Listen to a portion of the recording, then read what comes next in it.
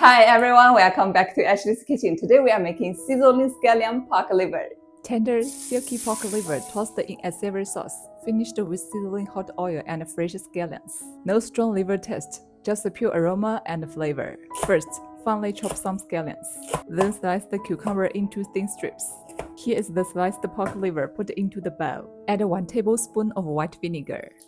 Mix it well to help remove any strong smell. Then add 2 tablespoons of flour and rub everything together until it feels sticky. Rinse it several times with clean water until the liver is completely clean. Then drain as much water as possible. Season with 1 teaspoon salt, 1 teaspoon white pepper, 1 tablespoon light soy sauce.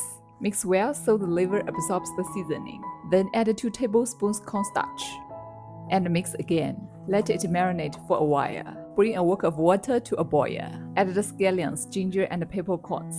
Then let it boil for 3 to 5 minutes to flavor the water. Remove all the aromatics. Then add in the pork liver.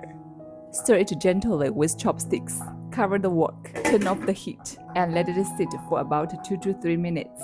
Then remove and drain well. Now let's make the sauce.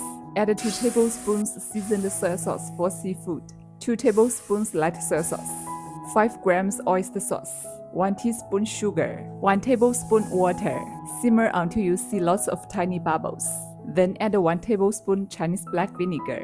Stir well. Pour the sauce over the pork liver and mix everything together. Place the cucumber strips on the plate first. Then add the pork liver on top. Sprinkle over the chopped scallions and 1 teaspoon pepper powder. Finally, pour smoking hot oil over the top to bring out all the aroma.